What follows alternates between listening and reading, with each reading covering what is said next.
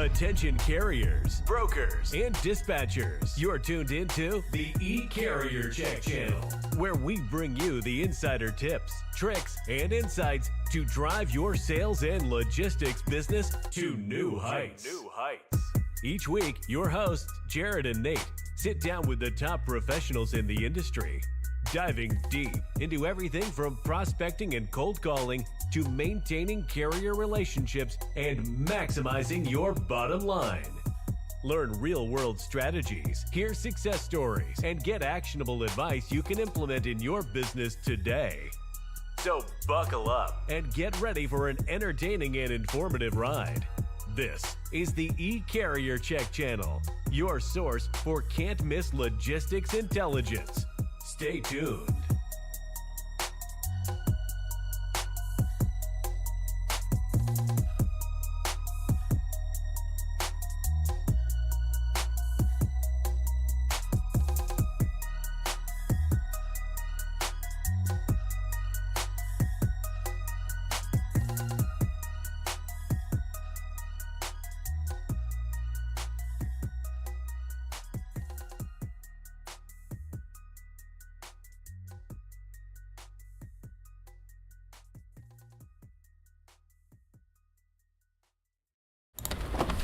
Hey, good morning and welcome back to the E-Carrier Check Show. We got Jared and Nate here. It's Wednesday. Hey, good morning and welcome back. And it's cold. It is. Tire killer? It is freezing, brother. What's up, Chief Ray Holler, T. Landy? What's going on, guys? 70 in West Palm Beach yesterday, and they were complaining about being cold. They don't even know what cold is. They don't know what cold is, that's for sure. Dude, Sunday is supposed to be straight up like 4. With like a minus like 10 degree, like the wind chill is supposed to be under 0. Oh my gosh. I mean, we're in the great state of Nebraska, if you haven't been watching this show, and it is truly going to be miserable this weekend, and I'm ready. Yeah. I got the fireplace ready. I mean, I've got wool socks. I couldn't ask for a better weekend. Yeah. I'm ready. I'll get my space heaters ready. I don't know if I'm leaving at all, but exactly. Jared, I'm excited to meet today. We're taking it back to basics, bro. Yeah. Like, we're cold calling 101. I was talking to you about this morning. I think people are in some slumps right now, and maybe they just need to hear a little bit more, maybe some tips on how to get, back to where they want to be or where they want to be. Yeah. So we're talking cold calling 101 today. Basic stuffs. I can't talk today. I don't have my coffee. Doesn't matter. Are you not drinking coffee? Not coffee. I got a dentist appointment after this, so right. I'm taking it easy right now. I gotcha. But we're just going to take it back to basics. And I got a whole list here of things that Jared and I had talked about on previous shows and things that we've actually heard from other people that we've met with. Yeah. Things that worked for them.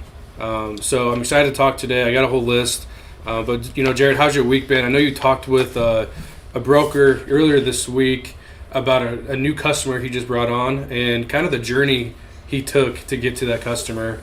What's going on? He's like, Chief Ray Holler. What's up, Jeremy? A couple loads going to Nebraska. Checked the weather and said no. Yeah.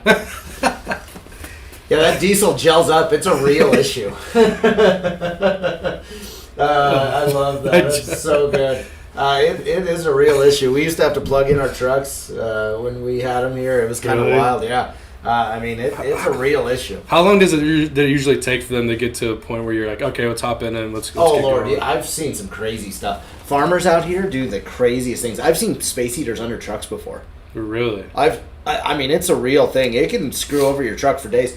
A buddy of mine actually sells like a gel, kind of a de-gelling, actual like liquid that you dump in your tank and hopefully it'll friggin' get it. But I've seen filters destroyed. It's wild what it does. Yeah. Don't take those loads. It's an every morning thing with us. I'm waking up, starting my car 20 minutes before work. It's just what you got to do. Yeah. I think cold calling, back to where we're at here. Cold calling for me in this industry, I've been kicking around. I'm kind of the old guy in this industry when it comes to calling and doing those things. We're like back to the gym sort of thing.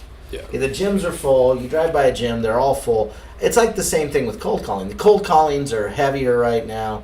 You know what I mean? People are like, I got to find a new client for 2025, and they start going hard, And Quitter's Day was last week or earlier this week. Yeah. And so things will die off a little bit, right? But I think it's really important to understand where we've been with cold calling versus where we're at now, and the difference, because how I called when I started in '08 versus how I'm calling now is completely two different things. Even, if we compare ourselves pre-pandemic versus post-pandemic, think about this industry and just all of the things that have happened. I'll give you some examples. Just tons of outsourcing. Tons and tons of outsourcing. There's nothing wrong with it. It's something that happens in industries. Think about the roofing industry, or if you think about agriculture. Right. Those things, they get outsourced a little bit, right? And so it's happened in our industry. And so, it's just the way it is. There's nothing wrong with it. There's some good people that are willing to work hard and do it a little bit faster than most. Right? Wasn't worried about diesel gelling. Was worried about me gelling. Yeah, I get it, bro. Yeah. You get out of the truck and you're like, Chief Rayholler, this guy right here to the right of me, Jared, he gets up every morning and goes for walks. I do. In this weather. I'm not kidding. 13 this morning. Me and the dogs are just chuffing. As I'm bundled up in my blanket warm, he's over out there 13, walking. 4:45 on his house. So. But Jared, let's take it back here. I got a list here. This is just ways to help you kind of be different, and then, like I said, get back to basics. But one of the first things on my list was a supply chain insight opener. And you gave so many examples on many of our shows. I'm going to give you one to give everyone on here, but this is another way to kind of open up a phone call to try to add value. Okay. Yeah, let's hear it. I noticed there's been some increased manufacturing activity in the region this quarter. Are you seeing more shipping demands because of this? I love that. And you've had some really good kind of killer lines like this in the past, but tell me a little bit more about this supply chain insight opener. Yeah, I think having an insight comment is probably more important now than ever. And I'll give you some other examples, no different than what you're talking about there. Okay. If you get on a phone with a shipping manager, you get past the gatekeeper, which we could have a whole show on gatekeepers, but I'm talking about just straight up, you've gotten to the person that's at least somewhat making decisions. Okay. I think some of the things that have changed since post-pandemic are driving why things are so difficult. I also think the activity amount from outsourcing cold calls is driving some of this issues. But some of the things that you should be saying, it used to be, I got a truck in your area, let's go, right? Now it's, hey, and you got to do this in less than 10 seconds, right? Or 5 seconds even. You got to say, hey, I know that experts are showing that rates are going to increase by 12% this year within your market. Is there something you're doing, or is there a conversation that we can set up where you're actually doing something about this? Right? I also think talking about, this is that post-pandemic thing that I was talking about, is a lot of these shipping managers, logistics managers, supply chain managers are getting held to a budget, right? And they're saying, hey, last year we did $8 million, 10% of that went to, supply chain costs and logistics and shipping and transportation. We're going to give you a 5%, but you gotta maintain that 5% budget this year. Right. So how do shipping managers combat a 12% increase, right? And so I think something that's really unique about cold calling now is you've got to build trust in that first 30 seconds around things that they're being held accountable for, right? And a logistics job, a shipping job, isn't a low-level job anymore. You've got $1 million budget. You've got a $500,000 budget. So you've got to be able to build trust real quick. And it's not about trucking anymore.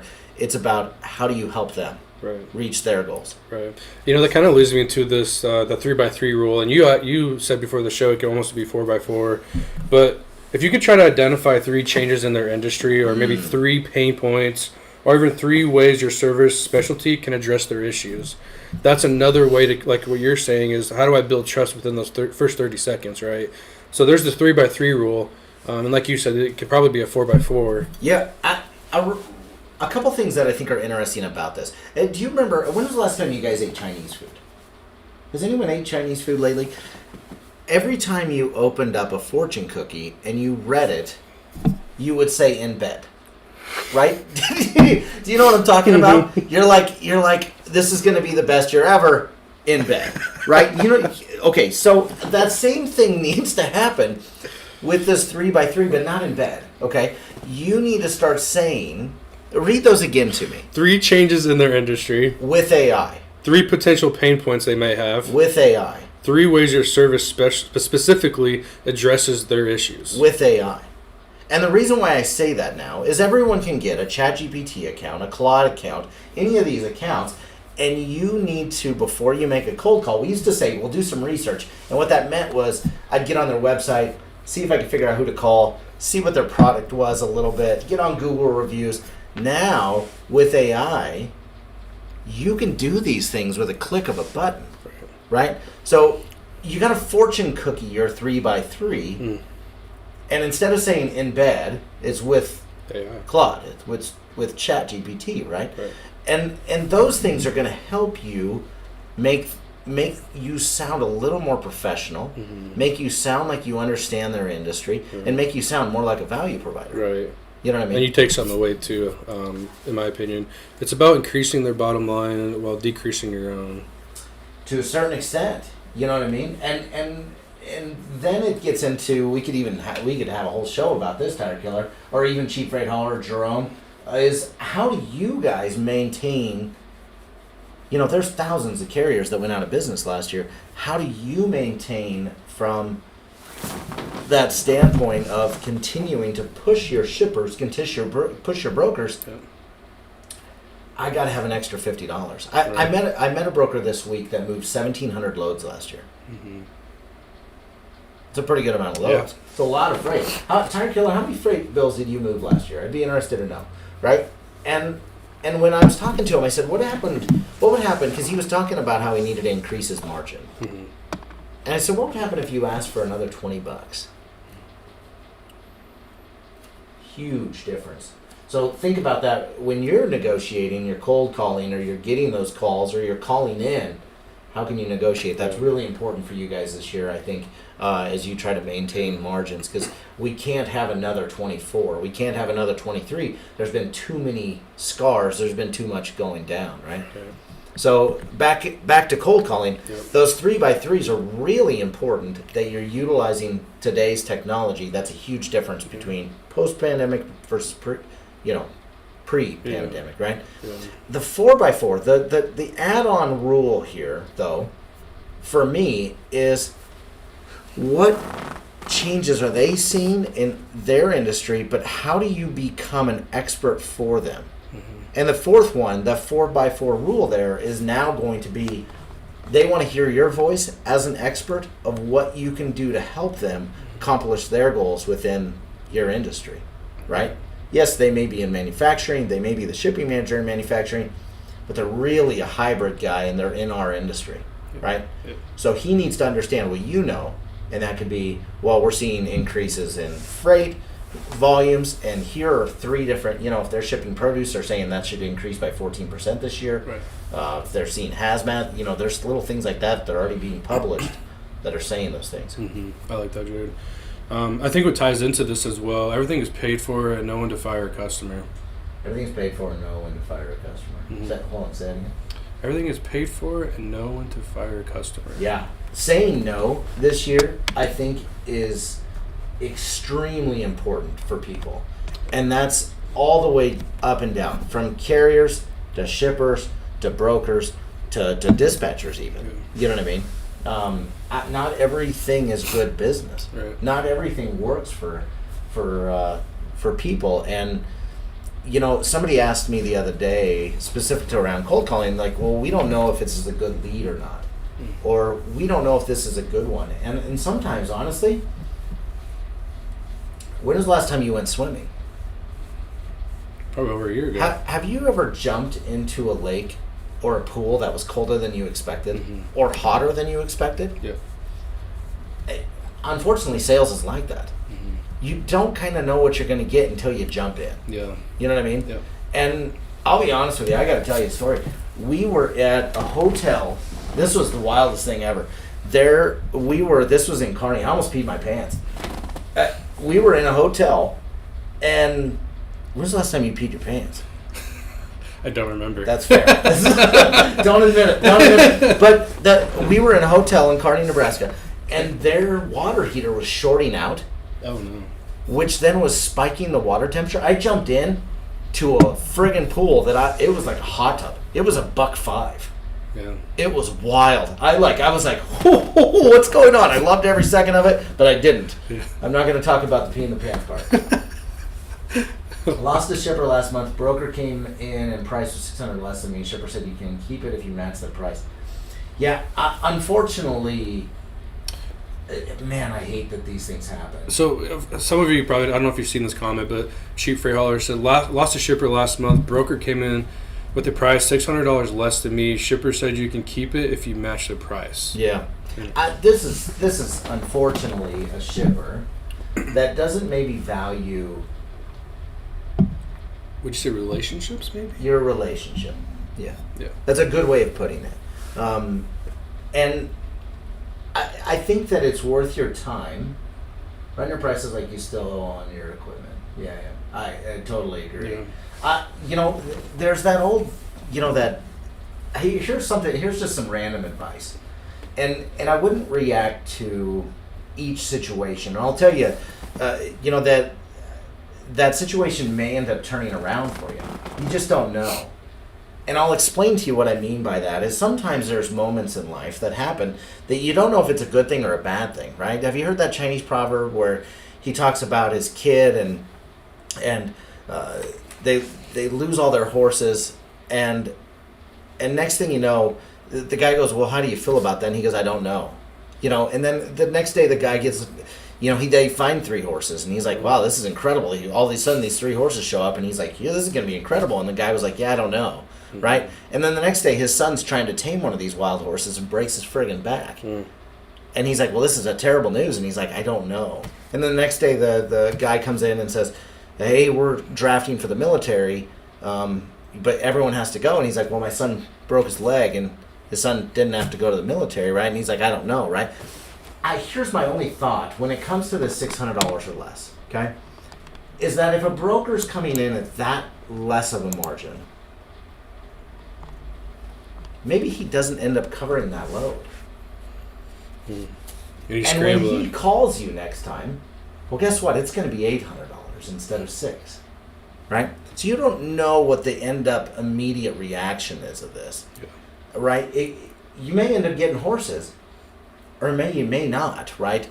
So don't overreact to situations, in my personal opinion on these, because it may be something where he has to come back to you because you're the one that has a truck. Right. The broker doesn't have a truck, right? And Bella's right, too. Racing to the bottom line is the quickest way to losing money, service failure, and losing customers. Exactly. This is it. Exactly. Spot on right there. Bella's just a champion. We appreciate you always being in here, too, by the way.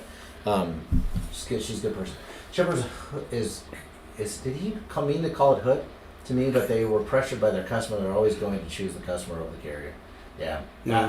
And I don't think he meant hood. I think he just meant good. But we come from the hood. We get it. It's so cold right now. But yeah, anyway. I get the pressure from the customer. Yeah. I get all those things. But there's going to be a time when that broker can't cover it. Mm-hmm. And they're scrambling. And they're going to be calling you, and you're going to be like, yeah. 800. I need more because I have to deadhead an extra 100 miles because I'm out of position now. Mm. You know what I mean? Yeah. Just justify your cost. You'll be fine. I love that. Jared, one thing too on my list that we've actually talked about this many times is the mirror method. Talk to me about how you utilize the mirror method, and if you need a couple examples, we talk about your tone, how fast you're speaking, and then maybe a little bit of other things maybe you pick up on. But talk to me about that method. Yeah. So anytime I pick up a cold call, and for me, I'm able to do this better with a man versus a woman. Okay. For some odd reason, when I get on the phone with a woman, it's like me managing like my daughter versus my son. So in my own mind, I don't know why, but it is what it is. But I listen to several different things. Number one, I listen to what's going on in their background, right? If it's loud, they're on a dock. My first thought is I may not be talking to the right person, right? Yeah. Usually the cats on the dock that are loading trucks, they may not be making decisions to bring you on as a provider, right? There's number one. Number 2 is I listen to their tone. How fast are they speaking? If they're speaking fast, I'm speaking fast, right? I got to tell you this. I'm going to give you an example, and I want you guys all to try this. Go out to eat, okay? And this is wildly fun. You'll find this very entertaining, okay? If you've never taken a mirroring class, I would recommend doing it. But if you haven't, that's okay. I'll teach you something here in just a minute, okay? Next time you go out to eat with somebody, I want you to sync up with them. I don't want you to not lose the point of the conversation and get yourself distracted to the point, but I want you to start breathing like them. Their chest goes up, they just took a breath in, right? Their chest goes down, and you start to mirror, okay? And once you have sort of synced or mirrored their body language, if they lean, you lean, right? If they move forward, you lean forward. If they're talking fast, you talk fast. But I want you to try something. Next time you go out to eat, once you've synced, okay? I do this with my wife. If she's watching, I'm sorry. Grab your drink and hold it, and then take a drink and put it back down and see if they end up mirroring you by them grabbing your drink, okay? Now, here's something fun that you'll find entertaining. Now, put your drink back down, and when you get a chance, you're synced up, you're breathing the same. These things work, I'm telling you. This is the craziest thing. Grab your silverware and take your napkin out and put it on your lap. Or put it right here because it's funny. And see what they do. And pick up your fork. They'll pick up their fork, right? Even if the food's not there, they'll pick up their fork. So mirroring is a big thing, especially when it comes to sales. Mm-hmm. I used to do this when I did in-person sales a lot. I would come around the counter. I was in retail sales. I'd come around the counter, right? Because I wanted them to see me as a person. Mm-hmm. I wanted them to understand me, hear me, think, and I would mirror them, right? In my tone, in my speed. I would slow down if they slowed down. I would act very numb if they were numb, right? If they're those tone guys that are pissed off, hey, right. What can I help you with? You know. Yeah. And so try some mirroring next time you go out to eat. Don't tell them what you're doing.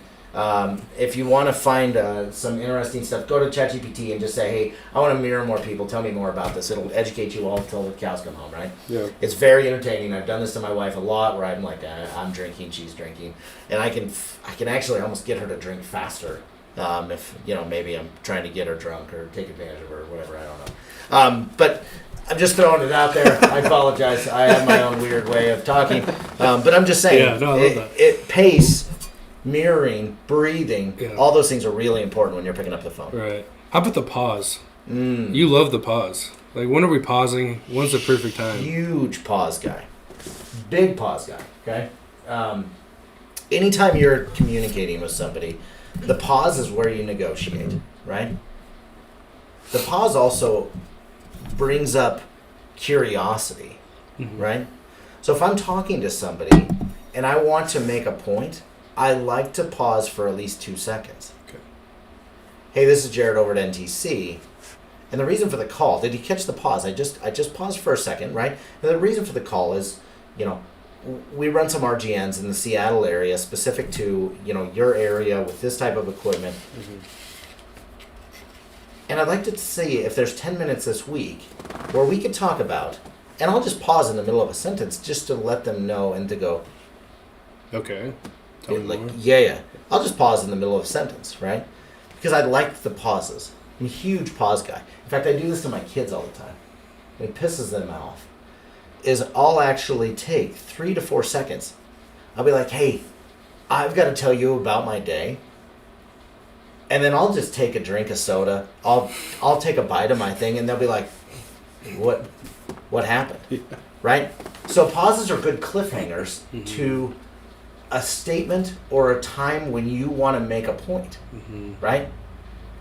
Hey, I was doing this load in your area.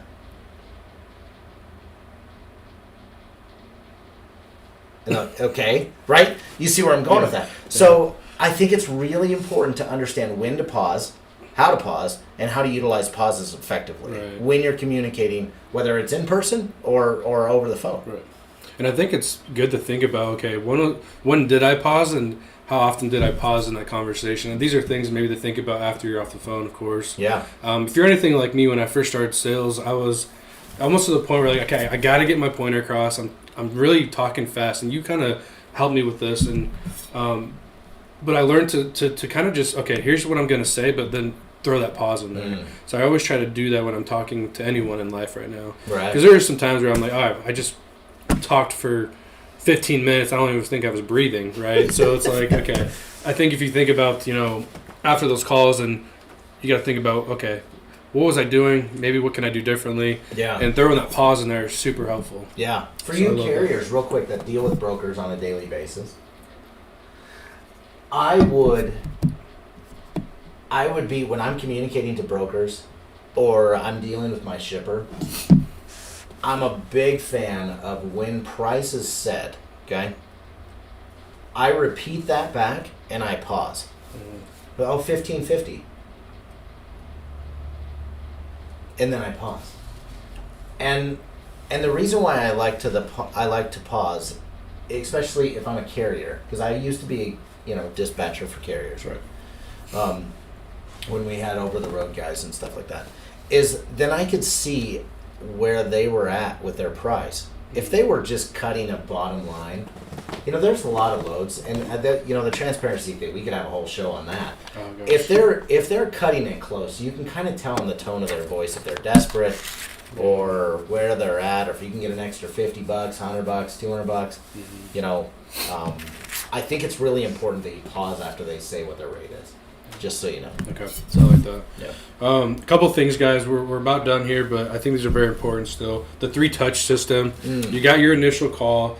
You got your value add email after that call. So you have that follow-up email. And then you have the follow-up, talking about, previous touches and, if there were any industry changes. So there's a 3-touch approach to when you make an initial call. Yep. And then what happens after, right? And at the end of the day, it's a long game approach. Yeah. That broker we talked with, he had about 14 emails before actually moving a load, but then he also had 5 calls within that time period. So it's a long game, and you have to be able to be willing to stay on top of that. Set reminders. Yeah. But there's a lot of people that we talk to that they're making 1 to 2 calls. It's like, okay, they're kind of ending it there. So maybe give me some advice to people watching as well to what maybe we could be doing. I make that initial call. What else should I be doing with those 14 emails? What am I sending? Yeah, these are good questions. And a couple things just real quick. Because this industry has been outsourced so much, okay? And I'm going to make this quick here.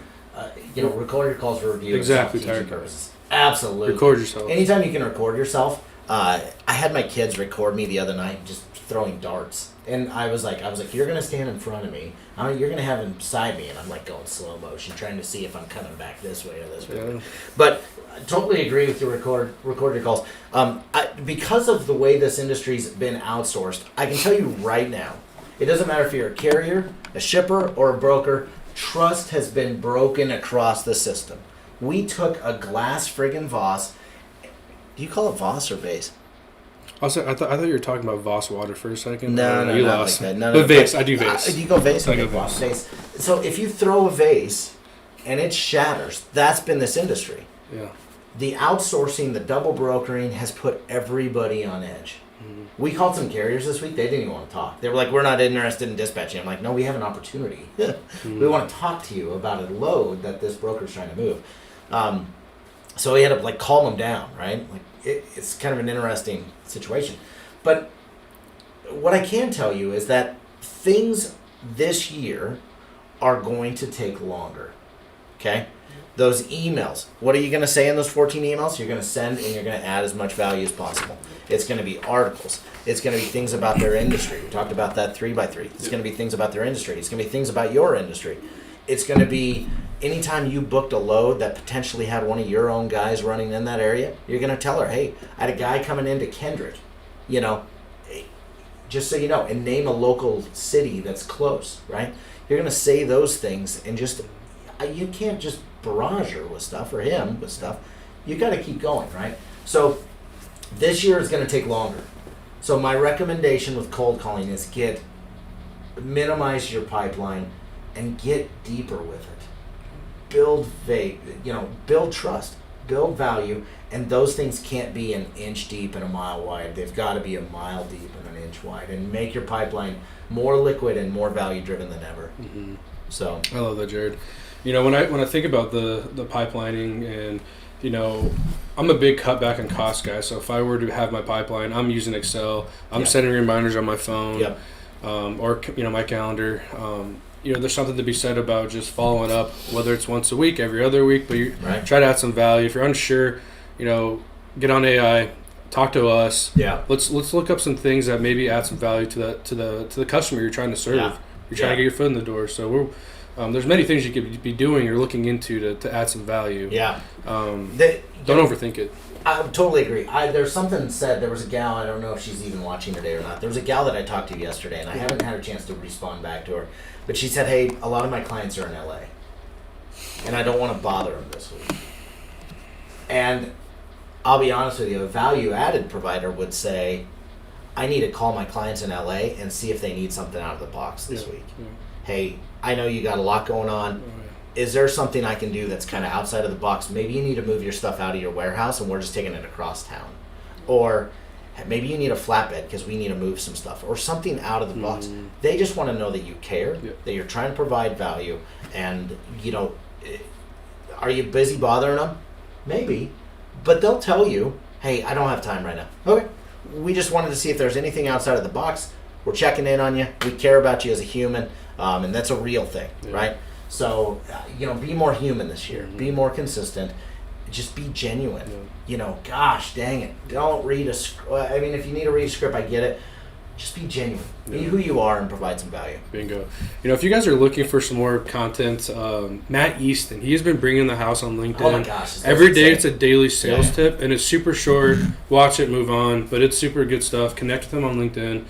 Tire Killer, I'm constantly getting calls asking about funding or dispatching. Yeah. I know. And it's annoying. It is. It's really annoying. Nobody's calling you going, hey, how are your costs this year? And what are you doing in order to either A, maintain costs, or B, what is your maintenance plan this year that's going to allow you to be able to stay on the road the whole year?